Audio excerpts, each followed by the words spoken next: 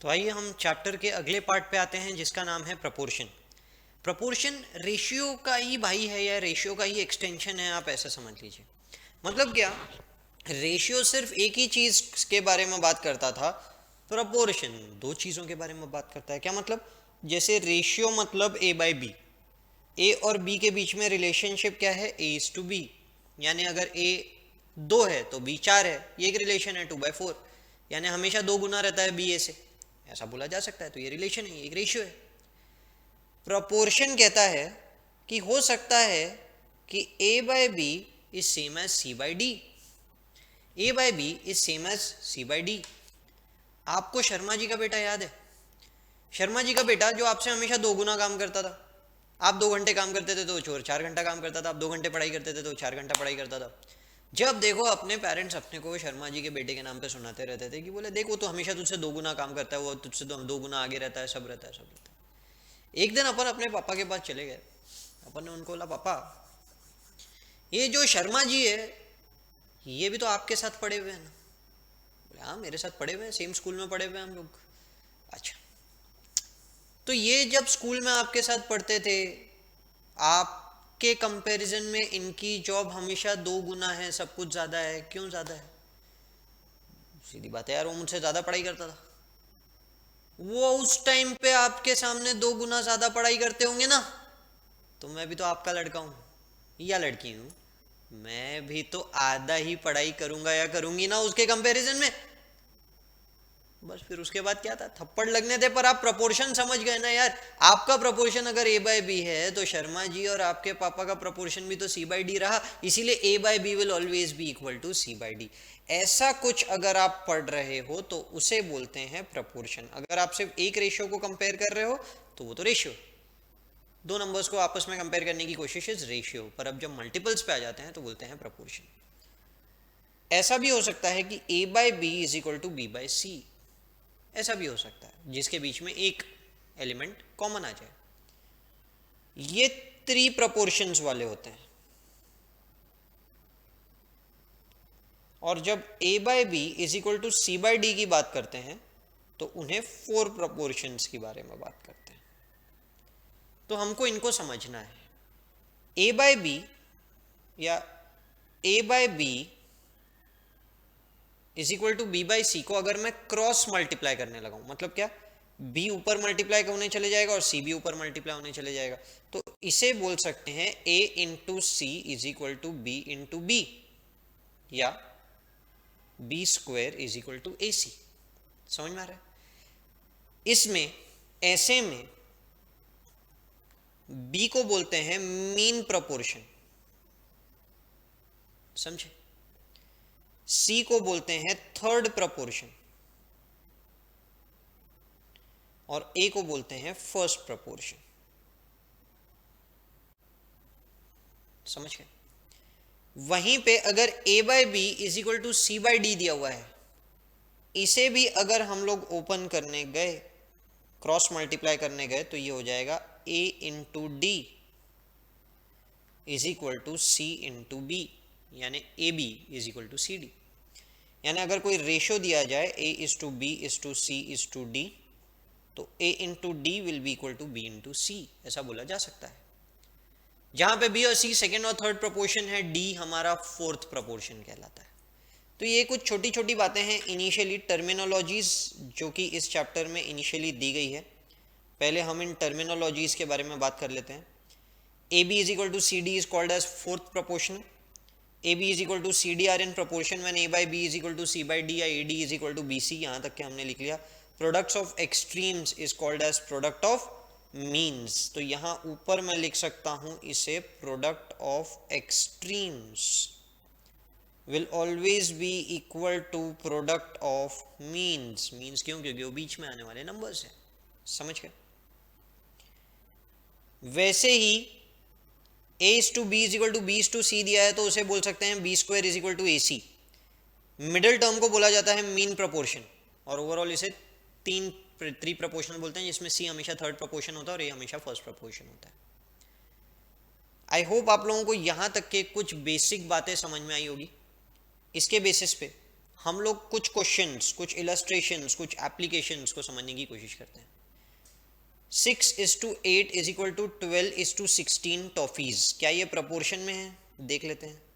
6:8 और 12:16 सिंप्लीफाई करने की कोशिश करते हैं। 2 से डिवाइड करूं तो 3/4, यहाँ 2 से डिवाइड किया तो 6/8, हमारा पहले वाला ही प्रपोर्शन आ गया, और एक बार किया तो 3/4 which are same, that mean they are in same proportion. Clear है यहाँ तक क्या? 2.3, 2.4, 3.2, 1.5 and 2 are in proportion, are in proportion। तो हम देख लेते हैं 2.4, 3.2, 2.4, 3.2 और फिर आपको बताया गया 1.5 और 2, 1.5 और 2। मैं लिख सकता हूं 2.4, ये प्रपोर्शन में कब होंगे? जब 3.4, 2.4 is upon 2, 3.2 is equal to 1.5 upon 2, 1.5 upon 2।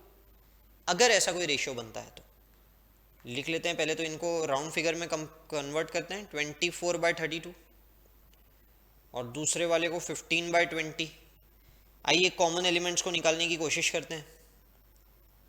24/32 में 2 कॉमन है, 12 और 16, फिर से 2 कॉमन है 6 और 8, फिर से 2 कॉमन है 3 और 4।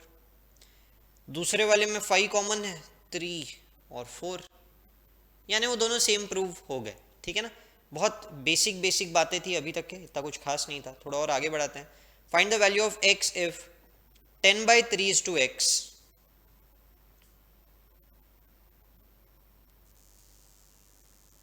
10/3 is to x is in proportion of। जब भी ऐसे 4 बार डॉट आते हैं ना तो समझ जाना is in proportion of बोल रहा है वो।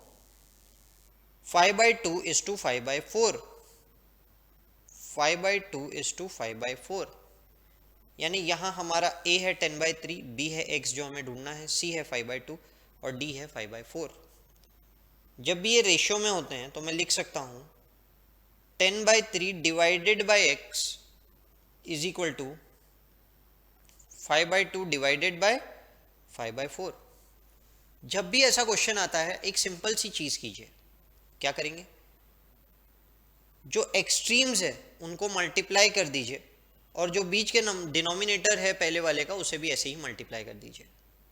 हमेशा सबसे पहले ये ऐसा रूल ध्यान में रखिए, जब भी ऐसे फ्रैक्शंस आ गए ना दो इसमें, तो जो दो एक्सट्रीम है वो मल्टीप्लाई होकर न्यूमरेटर बन जाएंगे और बाकी दोनों नंबर्स डिनोमिनेटर मल्टीप्लाई होकर डिनोमिनेटर बन जाएंगे। ये बेसिकली एक रूल है, बहुत सिंपल सा रूल है। 5/2 divided by 5/4 can be written as 5/2 multiplied by 4/5। समझ में आया?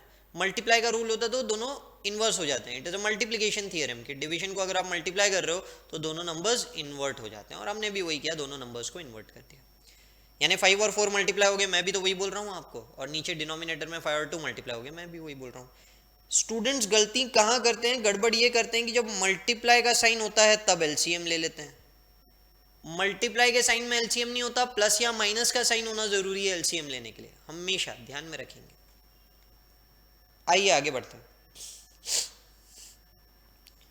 यहां पे भी वही करेंगे, x के नीचे मैं 1 लिख देता हूं तो 10 × 1/3x, यानी ये हो जाएगा 10/3x will be equal to 5 × 4/2 × 5 which is 20/10 यानी 2। अब क्रॉस मल्टीप्लाई कर देते हैं। क्रॉस मल्टीप्लाई अगर मैं करने जाऊं तो ये हो जाएगा 10 = 2 × 3x, और कभी भी क्रॉस मल्टीप्लाई होने के लिए बीच में इक्वल टू का साइन होना जरूरी है, ये बात हमेशा ध्यान में रखिएगा। यानी 10 = 6x, यानी x = 10/6, x = 10/6। अब एक बात ध्यान में रखिए, 10 = 6x is same as 6x = 10, एक ही बात होती है, हमेशा ध्यान में रखिए, एक ही बात होती है। ठीक है, तो ऐसे हमें मिल जाता है ये। अब मैं इसमें से 2 कम कर देता हूँ, 5/3, x हो जाएगा 5/3। देखते हैं 5/3 दिया हुआ है। तो आइए हम अगले क्वेश्चन पे आते हैं, अगले एग्जाम्पल पे आते हैं। Find the fourth proportion to 2/3, 3/7, 4। 2/3, 3/7, 4। 2/3, 3/7, 4। Fourth proportion यानी चौथा वाला प्रपोर्शन। बताओ, चौथा वाले प्रपोर्शन को x ले लेते हैं। So this can be written as 2/3 divided by 3/7 is equal to 4/x। समझ गए? वापस वही करेंगे, दोनों एक्सट्रीम्स को मल्टीप्लाई कर देंगे, न्यूमरेटर बन जाएगा, बाकी दोनों को मल्टीप्लाई करके डिनोमिनेटर ले लेंगे। तो ये हो जाएगा 14/6, नहीं 14/9, 2 7 जा 14, 3 3 जा 9 इज इक्वल टू 4/x। अब करते हैं क्रॉस मल्टीप्लाई। x को मैं ऊपर लेके चल जाता हूँ, 9 को भी ऊपर। 14x will be equal to 4 into 9, या x इक्वल टू 4 इंटू 9/14। ये हो जाएगा 18/7। समझ में आ रहा है? 18/7 देख लेते हैं, 18/7। ठीक है। फाइंड थर्ड प्रपोर्शन टू 2.4, 9.6, 2.4, 9.6 यानी थर्ड प्रपोर्शन यानी तीसरा। अगर मीन प्रपोर्शन बोलता तो बीच का नंबर बोलता मैं, ये भी ध्यान में रखो, बीच का नंबर। तो मैं इसके बाद आपको मीन प्रपोर्शन भी बता दूंगा। फिलहाल थर्ड प्रपोर्शन पूछा, मतलब तीसरा प्रपोर्शन। इसे मैं लिख सकता हूं 2.4/9.6 इज इक्वल टू 9.6/x।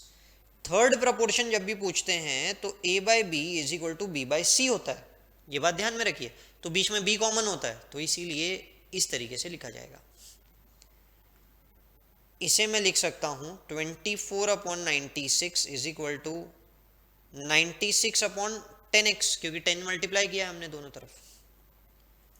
अब मैं क्रॉस मल्टीप्लाई करने जाऊं तो ये हो जाएगा 240x is equal to 96 into 96, या x is equal to 96 into 96/240। अगर आप वो डेसिमल नहीं भी निकालते तो चलता था, वो तो मैं समझा रहा था आपको। 96 into 96 divided by 240 is nothing but 38.4। ठीक है, 38.4 देख लेते हैं, 38.4। अगर यही क्वेश्चन मीन प्रपोर्शन का होता, फाइंड मीन प्रपोर्शन, तो मैंने इसे लिखा होता 2.4/x is equal to x/9.6। ध्यान में रखिए, हमेशा ऐसे ही लिखा होता। मीन प्रपोर्शन यानी बीच का नंबर ढूंढ के दो। तो ये हो जाएगा x² is equal to 2.4 into 9.6, या x is equal to square root of 2.4 into 9.6। 2.4 into 9.6 है 23.04। अगर आप उसका स्क्वायर रूट निकालेंगे तो आपको x मिल जाएगा, विच इज 4.8। तो मीन प्रपोर्शन पूछा है या थर्ड प्रपोर्शन पूछा है, कौन सा प्रपोर्शन पूछा जाता है, इसके लिए एग्जाम में बहुत ध्यान दीजिएगा, अच्छे से बताइएगा, गड़बड़ मत कीजिएगा। ठीक है, चलिए आइए।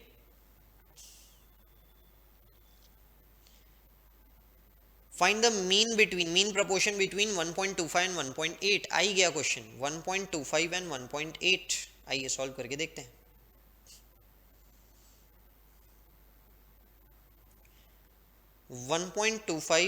x और 1.8 can be written as 1.25/x is equal to x/1.8। मतलब 1.25 into 1.8 is equal to x², या x² is equal to 1.25 into 1.8 हम मल्टीप्लाई कर देते हैं 2.25, यानी मैं बोल सकता हूँ x is square root of 2.25 या 1.5। क्लियर है? आइए देख लेते हैं 1.5। अब हम कुछ प्रॉपर्टीज की बात करेंगे, जिनमें से पहली प्रॉपर्टी तो हम लोगों ने यूज कर भी ली, cross multiplication. a/b is equal to c/b same as ad is equal to bc। अरे हमने 4 प्रपोर्शन वाले में यही सॉल्व किया, तो इसकी हमें कोई खास जरूरत नहीं है। हम बात करते हैं इन्वर्टेंडो की। इन्वर्टेंडो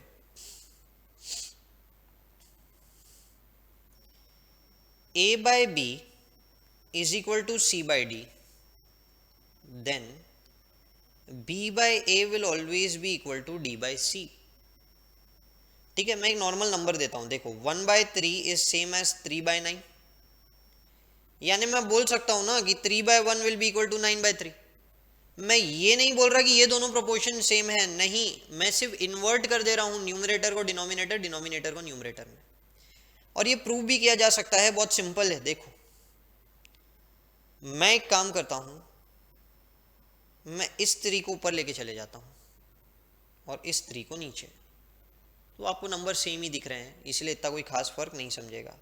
इस 9 को ऊपर लेके चले जाता हूं और इस 1 को नीचे, तो ये हो जाएगा 9/3 इज इक्वल टू 3/1, और वही तो मैंने लिखा है। इसे बोलते हैं इन्वर्टेंडो। ठीक है, invertendo. A by B is equal to C by D, then कुछ बातें ध्यान में रखिए, C by D will also be equal to A by B। कभी कभी स्टूडेंट को इसमें भी कंफ्यूजन हो जाता है, इसीलिए मैंने मेंशन कर दिया, बाकी और कुछ नहीं है, इतना कोई खास कोई नई बात नहीं बताई। यानी कोई भी आपको एग्जाम में इन्वर्टेंडो पूछता है तो बस रिवर्स करके बता दो, भोली तो नाम ये रहा है, इन्वर्ट कर दो। ऑल्टरनेंडो, ऑल्टरनेंडो, अब ये मैं आपको क्या बताऊं, ये क्रॉस मल्टीप्लीकेशन है। A by B is equal to C by D, then AD is equal to BC, then AD is equal to BC, यही वहां पे दिया हुआ है आपको। ठीक है, इसे बोलते हैं ऑल्टरनेंडो, यानी कि मल्टीप्लाई कर देना, ऑल्टरनेट वे ऑफ राइटिंग, ऐसा भी बोल सकते हैं इसको। Componendo, A is to B is equal to C is to D। आइए कंपोनेंडो पढ़ेंगे।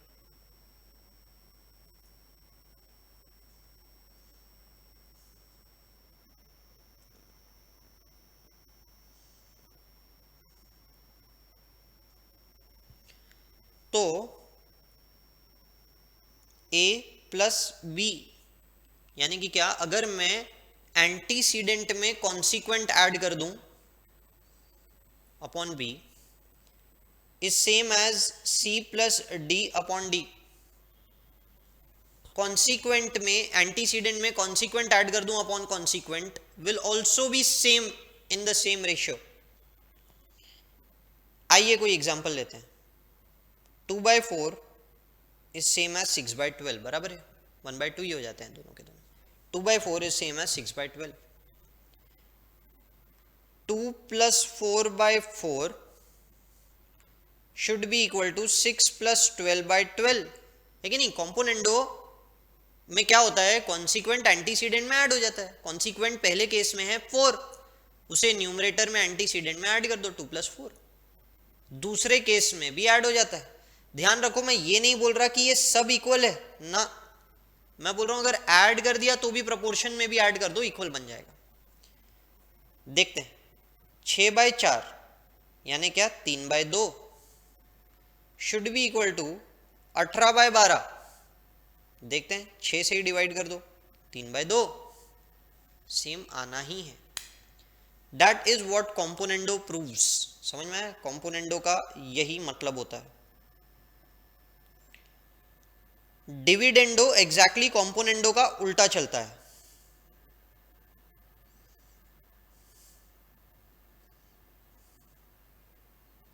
अब नाम डिविडेंडो है पर डिवाइड नहीं करना है, वो ये बोल रहा है कि डिवीजन में, मतलब जो नंबर्स है जो पहले आप ऐड कर रहे थे वो आप सब्ट्रैक्ट कीजिए। कॉम्पोनेंडो यानी मल्टीप्लिकेशन, अपने को कंपोनेंट, कंपाउंड मतलब अपन मल्टीप्लिकेशन सोचते हैं, बट कॉम्पोनेंडो में बेसिकली ऐड हो रहा है। वैसे ही डिविडेंडो में भी सब्ट्रैक्ट होता है। डिविडेंडो आपको बोलता है A by B is equal to C by D, then A minus B by B will be equal to C minus D by D। समझ में है मतलब क्या? देखो मैं आपको नंबर्स देता हूं। 2/3 इज सेम एज 6/9, बराबर है, सेम ही है दोनों के दोनों। अब थोड़ा सा उल्टा रेशियो लेना पड़ेगा। 3/2 इज सेम एज 9/6, तो मैं लिख सकता हूं 3 minus 2/2 will be equal to 9 minus 6/6। Match करके देख लेते हैं। 1/2 हो गया, 3/6 हो गया, which is also equal to 1/2 only. Hence proved. ठीक है, यानी इन शॉर्ट अगर मैं बोलूं, नाम को अगर साइड में रखा जाए, पर नाम आपको याद रखना पड़ेगा क्योंकि एग्जाम में कभी कभी पूछ लेता है, find componendo of this, find dividendo of this. A by B is equal to C by D, then A plus minus B by B will be equal to C plus minus D by D. पर respective sign, plus होगा तो दूसरी तरफ भी plus, minus होगा तो दूसरी तरफ भी minus. That is what you need to remember and that is what you need to understand. Clear है क्या? चलो और थोड़ा आगे बढ़ेंगे।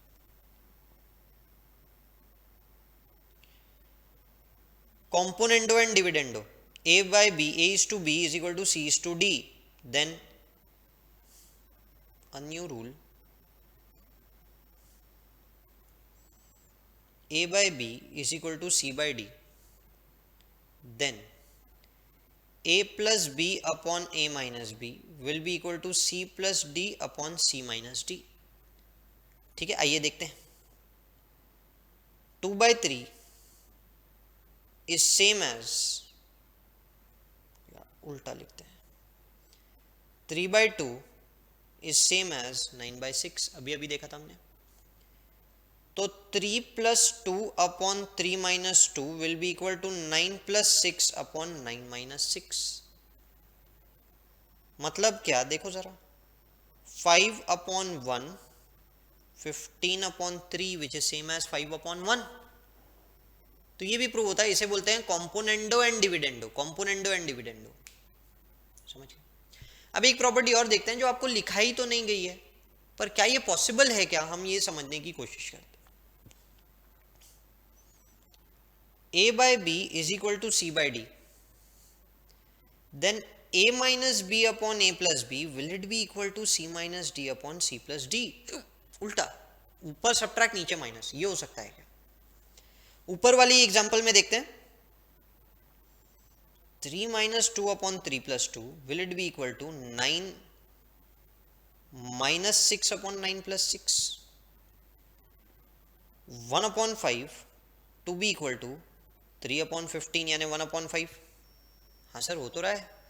फिर भी एक एग्जांपल और ले लेते हैं, गड़बड़ नहीं होना चाहिए। 4 by 2 is same as 8 by 4, बराबर है, या 14 by 7। तो 4 minus 2 upon 4 plus 2 should be equal to 14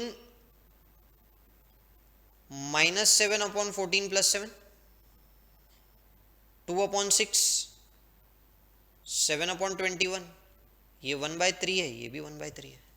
इसे बोलते हैं डिविडेंडो एंड कॉम्पोनेंडो, उल्टा नाम हो गया, डिविडेंडो एंड कॉम्पोनेंडो। अभी आपने क्या पढ़ा था, कॉम्पोनेंडो एंड डिविडेंडो, अब हम क्या पढ़ रहे हैं, डिविडेंडो एंड कॉम्पोनेंडो। तो ये भी एक पॉसिबिलिटी है। ठीक है, समझ रहे हैं? यानी एक नई प्रॉपर्टी लिखते हैं, क्योंकि आपके बुक में नहीं है, मैं चाहूंगा आप भी लिखें क्योंकि इसके ऊपर कोई ना कोई क्वेश्चन जरूर है।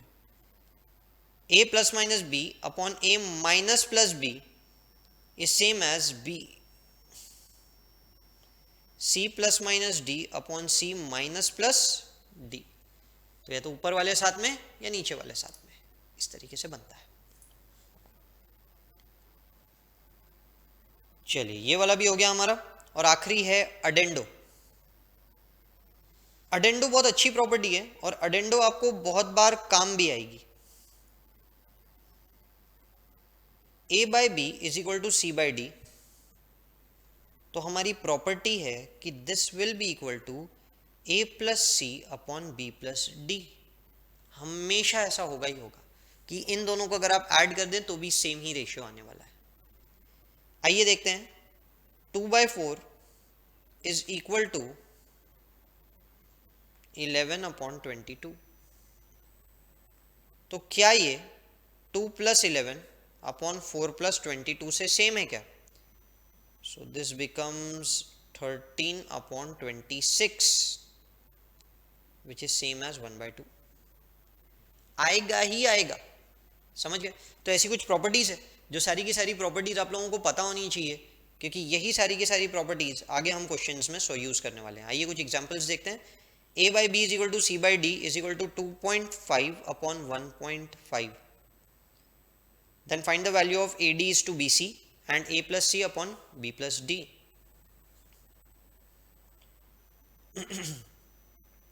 आइए, a by B is equal to C by D is equal to 1.5 upon 2.5। पूछा क्या है? पूछा है आप बताइए A D is to B C, A D is to B C. अब मैंने उल्टा लिख दिया है 2.5 upon 1.5, A D is to B C, यानी A D upon B C, आपको ये ढूंढना है। चलिए देखते हैं हम लोग। C by D is equal to 2.5 upon 1.5 as given in the question, 2.5 upon 1.5। यानी मैं बोल सकता हूं अगर मैं इन्वर्टेंडो लगाऊं तो कि D by C will be equal to 1.5 upon 2.5, बराबर है। अब अगर मुझे AD by BC ढूंढना है, AD by BC, मैं इसे लिख सकता हूं A by B into D by C, एक ही बात है, बस बीच में मल्टीप्लीकेशन का साइन डाल दिया और कुछ भी नहीं। A बाई बी मुझे पता है कि 2.5 अपॉन 1.5 है, D बाई सी 1.5 बाई 2.5 है, तो हम इन्हें काट के बोल सकते हैं कि आंसर क्या आएगा 1। समझ में आया? एक और तरीका है, एक और तरीका, ये तरीका क्या है? A by D is equal to B by C, बराबर। A by B is equal to C by D.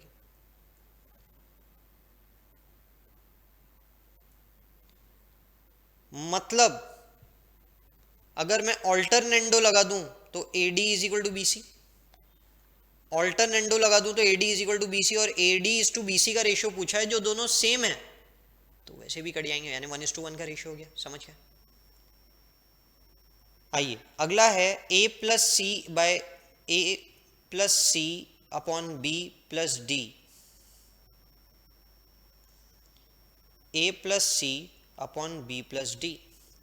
अरे ये तो अडेंडो है, देखो ना ऊपर वाले रेशियो को मैं लिख सकता हूं ए plus C upon B plus D, यानी ये रेशियो सेम रहने वाला है 2.5 अपॉन 1.5।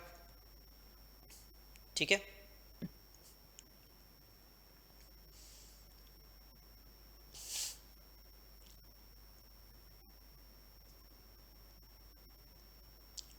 टू 2.5 अपॉन 1.5, जैसे उन्होंने 5:3 लिख के रखा है। सर जब हम रेशियोज पढ़ रहे थे तो आप सिंपली उनकी वैल्यूज को रिप्लेस कर देते थे, तो क्या यहाँ पे भी हम वैल्यू रिप्लेस करें तो आंसर आएगा क्या? अरे बिल्कुल आएगा, कोई दिक्कत नहीं है, वो भी ट्राई करके देख लेते हैं। देखो ना, ए की जगह 2.5 पुट करना है, सी की जगह भी 2.5, बी की जगह 1.5, सी की जगह भी 1.5, यानी हो जाएगा 5/3, which is basically 2.5 upon 15। 2.5 upon 1.5 can be written as 25 upon 15। आप उसको लिख सकते हो 5/3, 5/3 होता है वो। ठीक है, समझे? आइए थोड़ा सा और आगे बढ़ते हैं, अगला एग्जांपल देखते हैं। If a by 3 plus b by is equal to b by 4, लिख लेता हूं, a by 3 is equal to b by 4 is equal to c by 7 दिया है जहां तक है। Then a plus b plus c upon c 2 होना चाहिए। अब एग्जाम में तो प्रूव करने वाले क्वेश्चंस आते नहीं है, हाँ पर ये पूछ सकता है find a plus B plus C upon C. A plus B plus C upon C ढूंढना है, मतलब कि तुम क्या चाहते हो? चलो ठीक है, मैं एक काम करता हूँ, क्योंकि यहाँ पे प्लस का साइन है, थोड़ा सा काम मुझे अडेंडो का पड़ेगा, क्योंकि यहाँ सी डिनोमिनेटर में है, थोड़ा सा काम मुझे और इन्वर्टेंडो का पड़ेगा। समझ में आया? इन्वर्टेंडो से नीचे जाएगा। a by 3 is equal to b by 4 is equal to c by 7 is same as a plus b plus c upon 3 plus 4 plus 7, बराबर है। So I can write it as a plus b plus c upon 14। Clear है? अगर मैं invertendo लगाने जाऊं, invertendo c by 7 is equal to a plus b plus c by 14, then 7 by c will be equal to 14 upon a plus b plus c। अब मुझे चाहिए a plus b plus c upon c, c मेरे पास denominator में आ गया, plus ए plus B plus सी भी denominator में आ गया। तो एक काम करते हैं, इसको ऊपर लेके चले जाते हैं, क्रॉस लेके चले जाते हैं और 7 को नीचे लेके चले जाते हैं। ये तो हम पहले भी कर सकते थे, सी को नीचे लेके चले जाते हैं और 14 को ऊपर लेके आ जाते हैं। तो ये हो जाता था 14/7 will be equal to A plus B plus C upon C, यानी 2। तो फाइनली ये प्रूव भी हो जाता है, या ऑप्शंस में से अगर आंसर निकालना है तो आंसर निकल जाएगा। आइए और आगे बढ़ते हैं। अ डीलर मिक्सेस टी कॉस्टिंग 6.92 पर केजी विथ टी कॉस्टिंग 7.77 पर केजी। तो दो तरह की चाय को मिक्स किया जा रहा है and sells them at 8.8 per kg to earn a profit of 17.5% on sale price. 17.5% on sale price. In what proportion to mix them? Let's say कि हमारी जो पहली वाली चाय है, पहली वाली चाय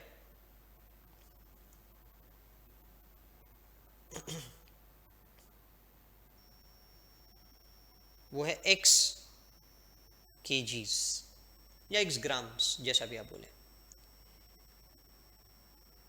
तो उसका प्राइस कितना है? उसका प्राइस है आपको दिया हुआ 6.92 पर केजी, 6.92 पर केजी। फिर जो हमारी दूसरी वाली चाय है, लेट्स से वो है y केजीस, तो उसका प्राइस कितना होगा? उसका प्राइस आपको दिया है 7.77 पर केजीस। अब आपने सेल कितने में किया? आपने सेल किया 8.8 में, और आपने प्रॉफिट कितना कमाया? आपने प्रॉफिट कमाया 17.5% on sale price. I can write it as 17.5% on selling price, यानी 8.8 पे 7.5% का प्रॉफिट कमाया गया है, मैं बोल सकता हूं। तो कॉस्ट कितनी आई होगी आपको? आपको कॉस्ट आई होगी 8.8 माइनस प्रॉफिट। प्रॉफिट आपने 8.8 पे ही तो कमाया है, 8.8 ही तो सेलिंग प्राइस है as given in the question. मतलब 8.8 पे अगर मैं 17.5 मल्टीप्लाई कर दूं तो 1.54 का मेरा प्रॉफिट है, मैं बोल सकता हूं। अगर मैं ये हटा दूं तो होता है 7.26, तो मेरा कॉस्ट जो आता है वो कितना आता है? 7.26। अब देखो, मैंने 6.92 में पहली वाली चाय कमाई, पहली वाली चाय खरीदी x kgs, मैंने उसे मिलाया 7.77 y वाली चाय से, to get a total cost of 7.26 let's say per KG. तो अभी 1 ही किलो का अगर हम लोग निकालें तो मैं बोल सकता हूं कि मेरा x प्लस वाई भी इक्वल टू 1 होता है, यानी कि 1 kg होता है। बराबर है, समझ में आ रहा है?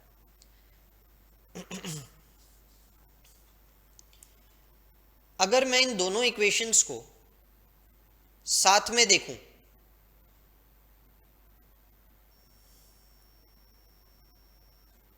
अच्छा हमको ढूंढना क्या है? In what proportion to mix them, in what proportion to mix them, यानी x अपॉन y एक तरह से हम लोगों को चाहिए। ये मैं बोल सकता हूँ कि बेसिकली हम लोग ढूंढने की कोशिश कर रहे हैं x अपॉन y। ठीक है,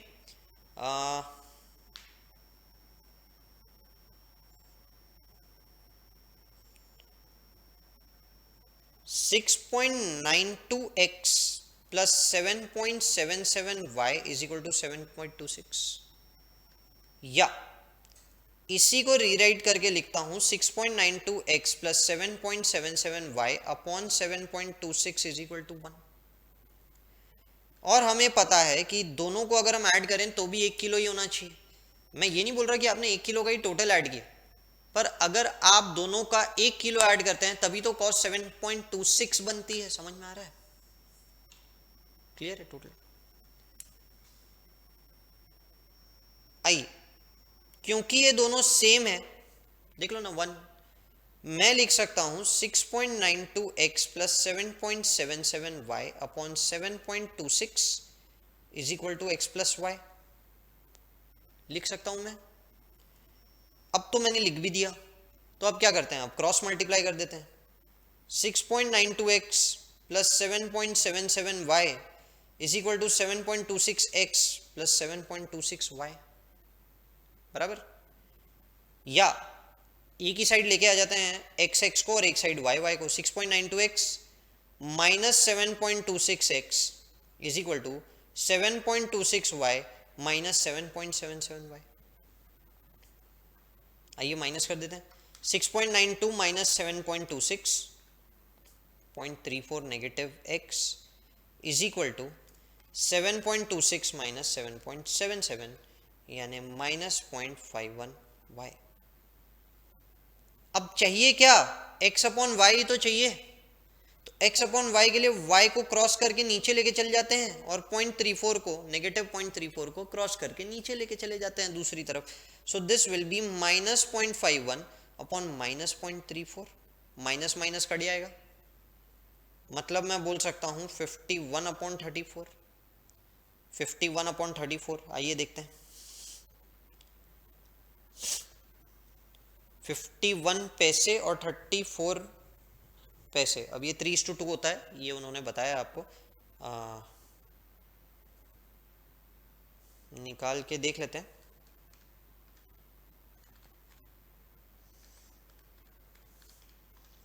फिफ्टी वन बेसिकली 17 से डिविजिबल है, तो 3/2। ठीक है सर, एग्जाम में ऐसा डिविजिबिलिटी निकालना ज़रूरी है? नहीं, एग्जाम में क्या कीजिएगा, 51 डिवाइडेड बाय 34 कितना आ रहा है वो निकाल देना, तो 1.5 आ रहा है। ऑप्शंस को भी डिवाइड करके देख लेना, जिसमें 1.5 एग्जैक्ट आ रहा है वो सही आंसर है, अगर 1.5001 भी आ रहा है ना तो वो गलत रहेगा।